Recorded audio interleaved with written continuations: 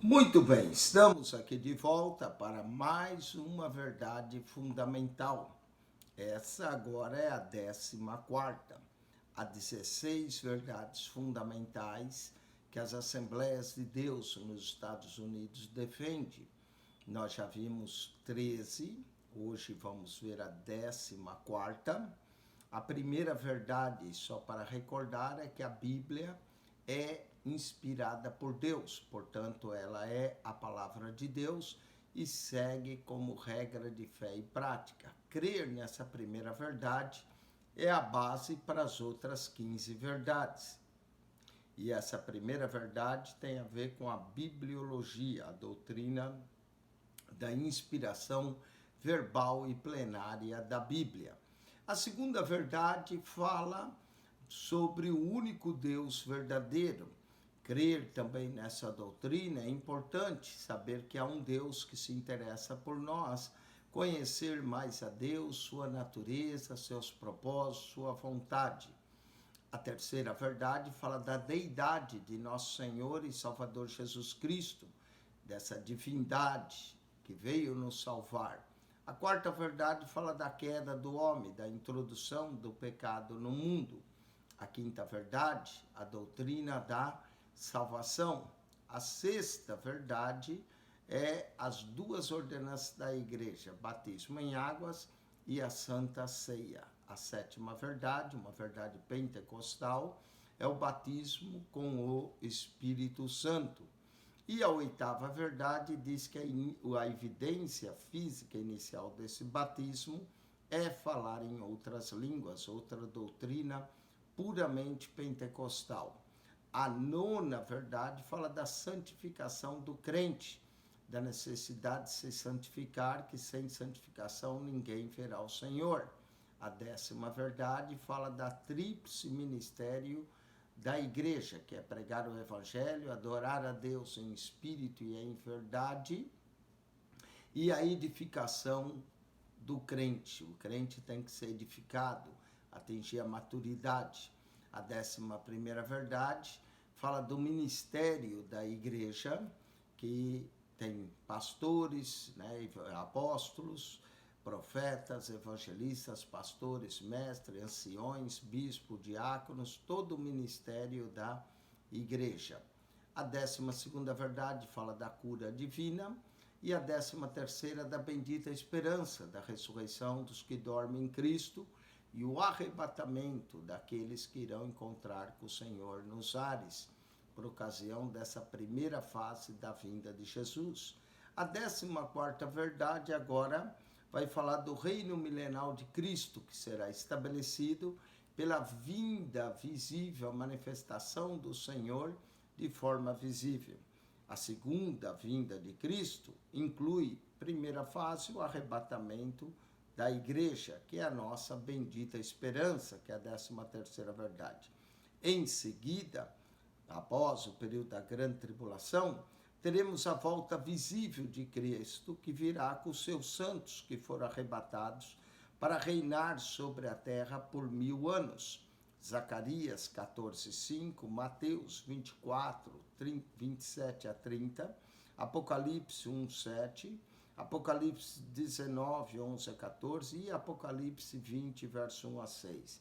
Esse reino milenar trará salvação a Israel, Ezequiel 37, 21 a 22, Sofonias 3, 19 a 20, Romanos 11, 26 a 27, e o estabelecimento da paz universal, Salmos 72, verso 3 a 8, Isaías 11, 6 a 9, Miqueias 4, verso 3 e 4, todas essas passagens menciona de alguma forma o reino milenal de Cristo.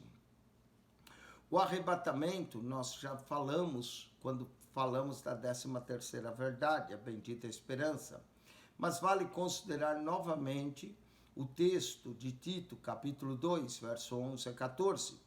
Porque a graça de Deus se há manifestado, trazendo salvação a todos os homens, ensinando-nos que, renunciando à impiedade e às concupiscências mundanas, vivamos nesse presente século sóbria, justa e piamente, aguardando a bem-aventurada esperança e o aparecimento da glória do grande Deus e do nosso Senhor Jesus Cristo, o qual se deu a si mesmo por nós, para nos remir de toda iniquidade e purificar para si um povo seu, especial, zeloso e de boas obras.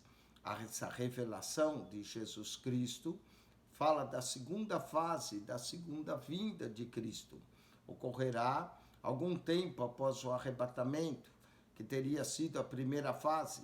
Nesta maravilhosa ocasião, os pés de Jesus estarão sobre o Monte das Oliveiras, que está de frente de Jerusalém para o Oriente, e o Monte das Oliveiras será fendido pelo meio, para o Oriente e para o Ocidente, e haverá um vale muito grande, metade do monte se apartará para o norte, a outra metade para o sul. Então virá o Senhor meu Deus e todos os santos contigo, ó Senhor. Zacarias, capítulo 14, verso 4 a 5. A promessa dessa descida literal à terra foi corroborada pelos mensageiros angelicais que anunciaram à multidão que olhava para a ascensão de Cristo, que ele retornaria à terra, assim como para o céu vistes ir, Atos 1:11.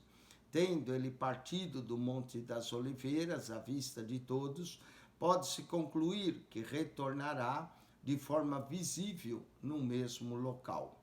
Apocalipse 1:7 aponta para a vinda pública de Cristo. Eis que vem com as nuvens, e todo olho o verá, até mesmo os que o transpassaram, e todas as tribos da terra se lamentarão sobre ele. Sim, amém. Quando Cristo retornar ao mundo em poder e glória, na fase da revelação de sua segunda vinda, trará com ele os santos. Joel, capítulo 3, verso 11, 1 Tessalonicenses 3:13 e Judas, verso 14. Há vários propósitos na revelação de Jesus. Virá para se revelar e se mostrar aos seus santos. O arrebatamento ocorrerá de súbito, aparentemente oculto à visão das pessoas do mundo que não têm discernimento. A revelação ou manifestação do Senhor, porém, será pública. Pessoas que não quiseram reconhecer durante a era da igreja, que preferiram ignorar o desaparecimento de milhares de pessoas, o arrebatamento, serão forçadas a reconhecer o Rei dos Reis quando esse se revelar. Joel, capítulo 3, verso 11 e 12. Zacarias, capítulo 14, verso 5. Mateus, capítulo 16, verso 27. Mateus 24, verso 29 a 31. Colossenses 3, verso 4. 1 Tessalonicenses 3:13 e 1 João 3:2. Ele virá em poder e glória para julgar os seus inimigos, a besta, o falso profeta e os exércitos que deram apoio aos adversários de Deus sofrerão a ira do juiz. Forças terríveis atuantes num tempo de tribulação sem precedentes serão derrubadas e destruídas, segundo Tessalonicenses 2, 8 e 9. Os maus espíritos que sairão da besta, do falso profeta e do dragão Satanás, dirigir-se-ão a Jerusalém para conquistá-la no fim da grande tribulação. Zacarias 12, 1 a 9. Zacarias 13, verso 8 e 9, Zacarias 14, verso 12, Apocalipse 16, verso 12 a 16. E quanto à vitória do mal parecer iminente, o Senhor Jesus descerá do céu com seus exércitos de valentes, provavelmente incluindo tantos os santos quanto os anjos. Apocalipse 19, 11 a 16. Cristo, o Rei, triunfará maravilhosamente nesse momento crítico, e os líderes das hostes ímpias serão lançados no lago de fogo. Salmo capítulo 2, verso 3 e 9. 2 Tessalonicenses 2:8, Apocalipse 19, 19 a 20.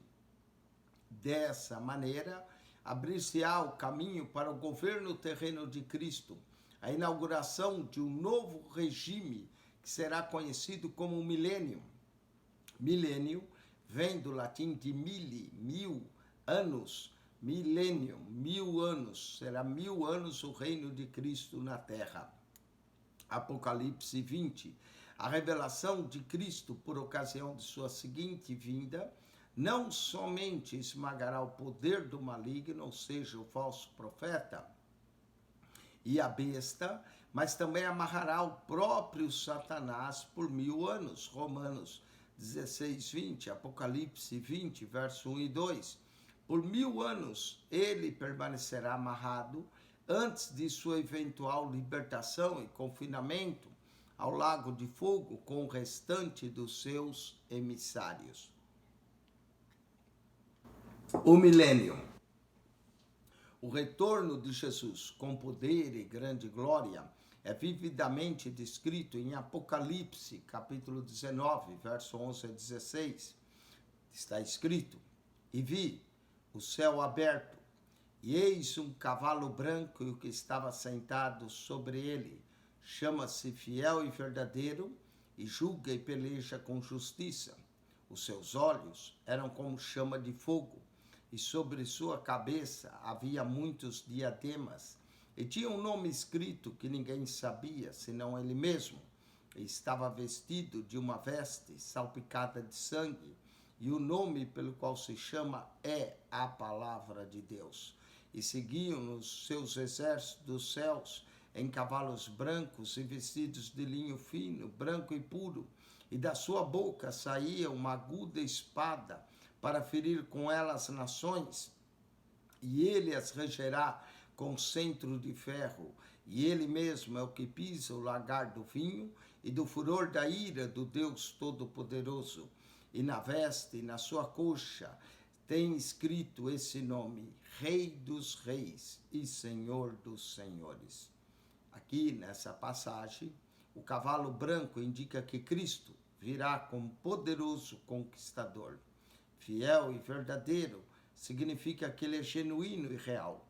O mesmo Jesus, a palavra viva, que nasceu em uma manjedoura, suas vestes tintas de sangue, apontam para o fato que ele é o mesmo que morreu na cruz.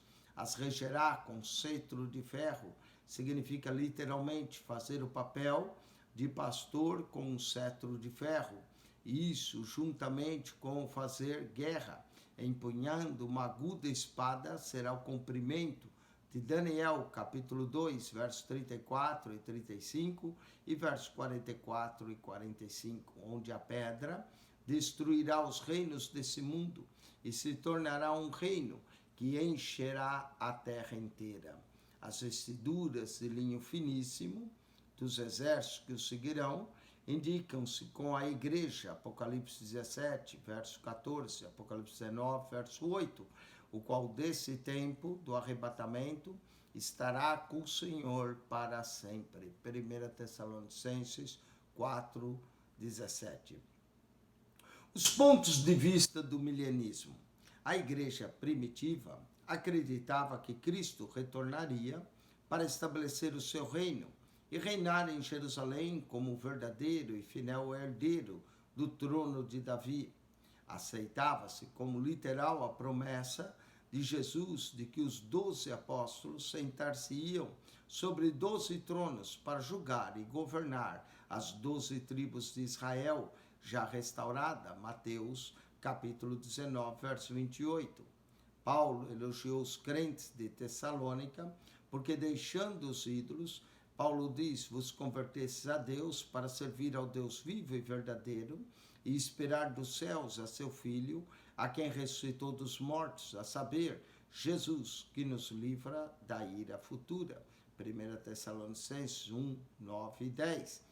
Eles podiam identificar-se com aqueles que cantarão o novo cântico do Apocalipse, capítulo 5, verso 9 e 10.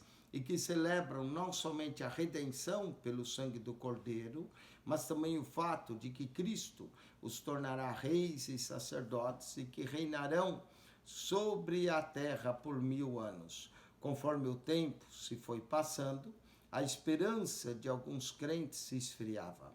Mas houve quem continuasse nos primeiros séculos do cristianismo a enfatizar o reino milenal de Cristo sobre a terra. Eles eram às vezes chamados pelo apelido de quiliastas, derivado da palavra grega tilia, que é 1000. Então, após ter sido o cristianismo proclamado agora a religião oficial do Império Romano, a partir do 3º e 4º século, começou a mudança. Os pastores da igreja não mais assumiam o papel de líderes servos, pelo contrário, seguiam o padrão agora do governo do Império Romano, constituindo assim uma hierarquia própria. Quando a capital do Império Romano mudou-se de Roma para Constantinopla, criou-se um vácuo político em Roma. Mas então o bispo de Roma entrou nesse vazio para assumir agora uma liderança política, fazendo da Sé um trono. Os demais bispos começaram a olhar para suas igrejas com base de poder, pois sua atenção desviava-se da bendita esperança, preferindo o poder e a autoridade terrenas. Com o resultado, surgiu o pós-milianismo. A palavra pós significa depois. Em outras palavras, acreditava que o retorno de Cristo dar-se-ia depois do atual milênio, daí pós-milianismo. Surgiu em cena ensinando que o reino milenar, iniciado na ressurreição de Cristo, terminará com a sua segunda vinda. Com isso, estava afirmando que não haveria um reino futuro de Deus sobre a terra. Alguns defensores dessa ideia foi Agostinho, bispo de Hipona, no norte da África, entre 396 a 430 depois de Cristo. Provavelmente foi um dos principais promotores desse tipo de pós-milianismo, embora seja considerado um dos vultos entre os amilianistas. O único reino com que os advogados desse ensino se preocupavam era o que podiam edificar para si mesmo, usando as pessoas como servos. Posteriormente, apareceu em cena o amilianismo, ensinando que não haveria milênio algum na Terra. O A, inicial, no grego, significa não. Esses pontos de vista foram transportados também para algumas igrejas protestantes da Reforma, visto que alguns negavam o milênio e não tinham espaço em seus sistemas teológicos para a restauração terrena de Israel. Por conseguinte, as profecias veterotestamentárias a respeito desse reino e de Israel começaram a ser espiritualizadas e aplicadas à igreja.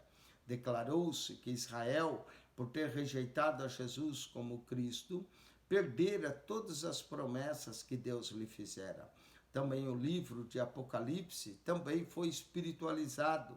Afirmava que Satanás estava amarrado à cruz, pelo que o evangelho poderia ser propagado de maneira maravilhosa, sem os empecilhos lançados pelo diabo. Ensinava-se também que, retornando Cristo, haveria um julgamento geral e simultâneo de justos e injustos. Eles, então, estabeleceram imediatamente o seu reino eterno, sem nenhum milênio. Mais tarde ainda, os amilianistas passaram a ensinar que qualquer milênio que possa haver está acontecendo agora, ou é espiritual sobre a terra, ou então está acontecendo no céu. Algumas vezes é difícil distinguir os pós-milianistas dos amilianistas. Eles compartilham grande parte de seus ensinos, ambos espiritualizam pesadamente as escrituras. Admitimos que o livro de Apocalipse usa figuras de linguagem, mas eles representam realidades. O anticristo é retratado como uma fera, mas na verdade será uma pessoa real, conforme 2 Tessalonicenses 2. Também há declarações indubitavelmente literais em Apocalipse, especialmente os capítulos iniciais e finais. Os 1000 anos são mencionados 6 vezes no capítulo 20 de Apocalipse. Repetição na Bíblia indica ênfase e que nos dá motivo para tomá-los literalmente, embora o tipo de corrente que amarrará Satanás não seja especificado, não há dúvida de que ele estará acorrentado durante o milênio. E o que não parece que está agora devido à maldade que ainda existe no mundo. Também está claro nas Escrituras que Satanás não foi amarrado à cruz. Cristo realmente ressuscitou vitorioso. A cruz e a ressurreição de Cristo são a garantia da derrota final de Satanás.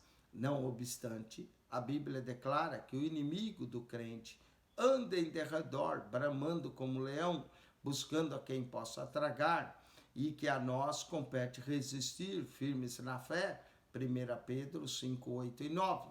Se Satanás estivesse amarrado, não tinha essa recomendação que ele anda bramando como leão e vendo a quem possa tragar. Continuamos na necessidade de nos revestir também de toda a armadura de Deus, conforme Efésios 6 diz, pois continuamos numa batalha espiritual e precisamos usar o escudo da fé. Está claro em Efésios 6, 10 a 18, com a qual podereis apagar todos os dardos inflamados do maligno.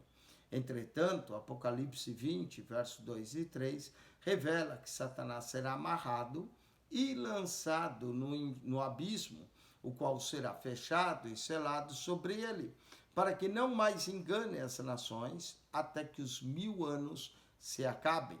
Por conseguinte, a prisão de Satanás só terá lugar quando Cristo voltar gloriosamente.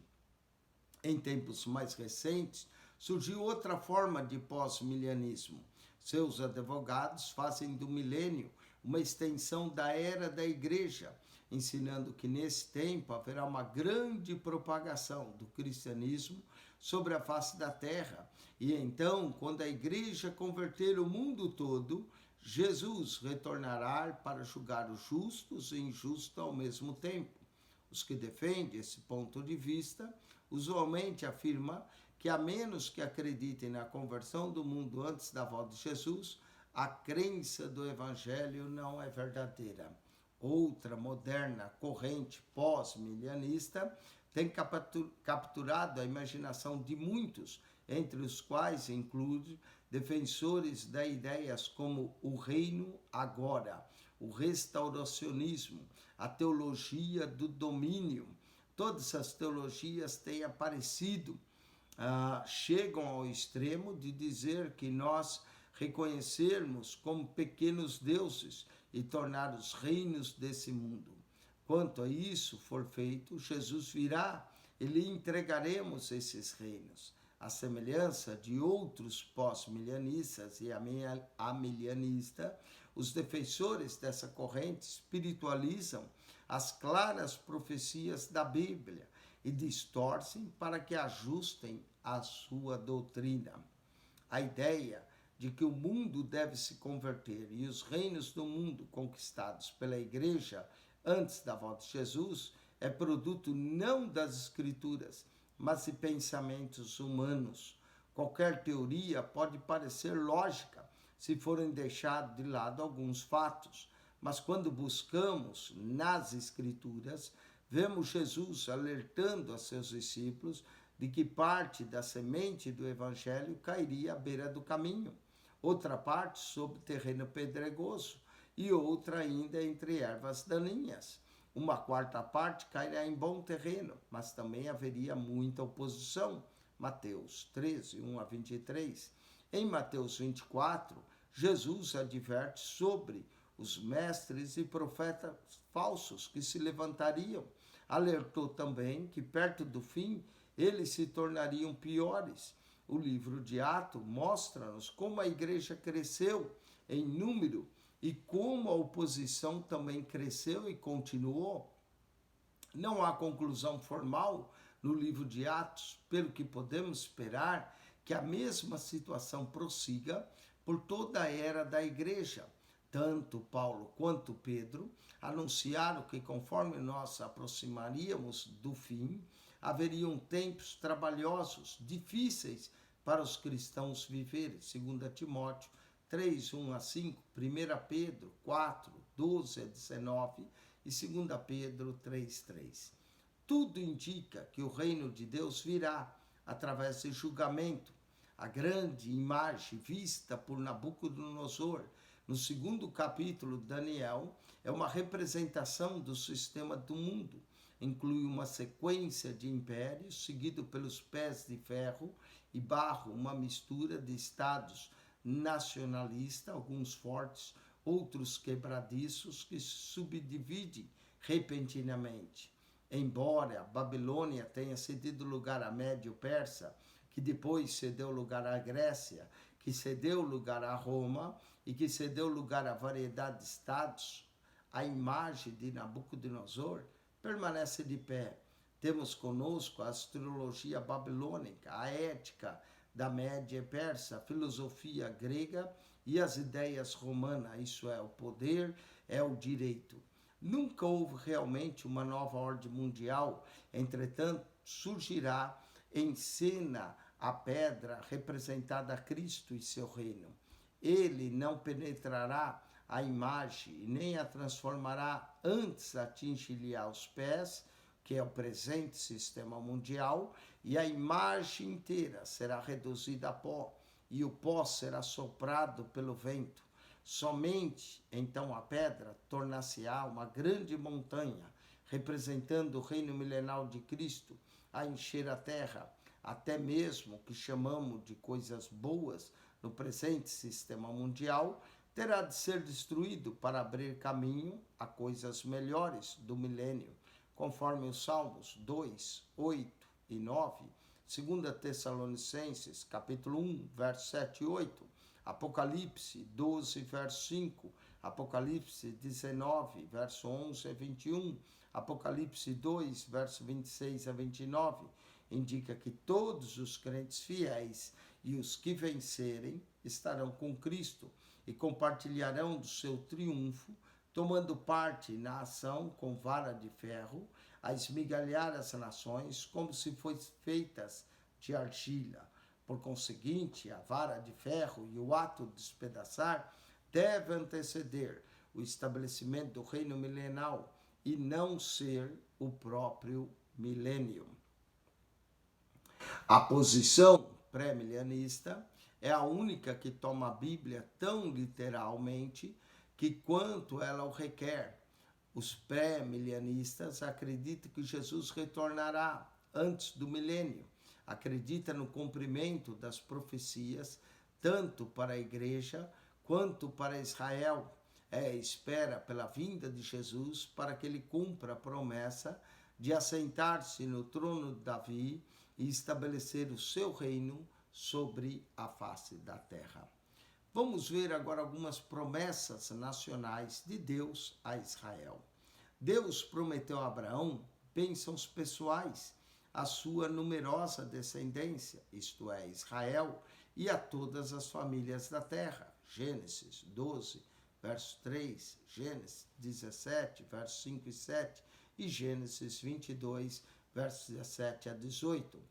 Colocando-se de outra maneira, a promessa feita a Abraão inclui a sua descendência, a terra e as nações. A descendência incluía tanto uma numerosa descendência, Israel, quanto um descendente único, Jesus Cristo, por meio de quem viriam futuras bênçãos da redenção e o Espírito Santo.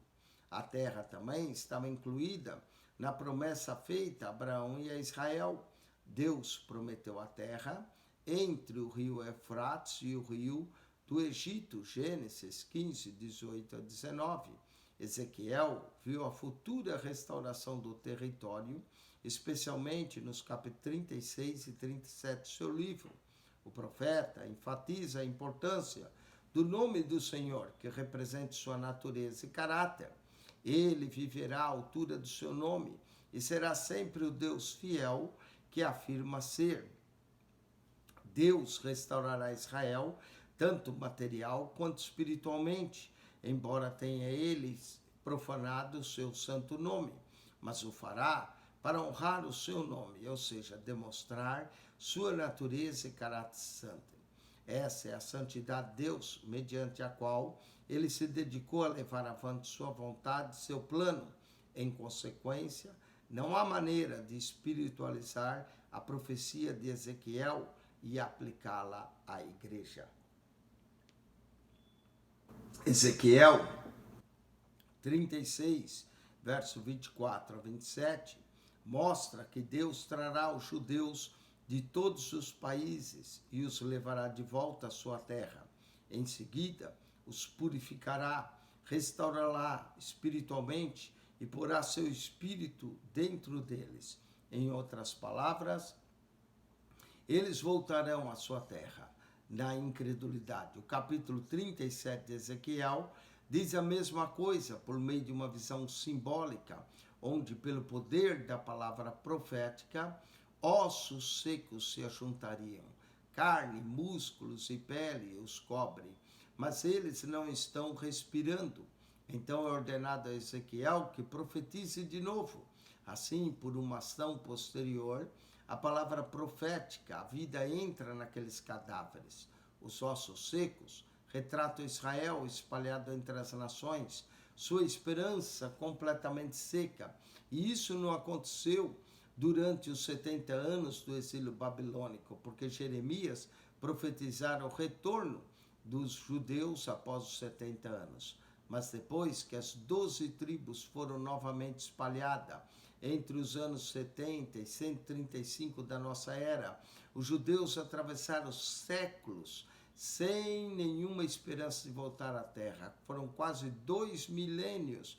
Por conseguinte, Ezequiel olha para uma futura restauração de Israel, mas Deus não revelou quanto tempo passaria até a restauração espiritual. Com base a essa passagem, torna-se claro que a terra continua sendo parte importante da promessa de Deus.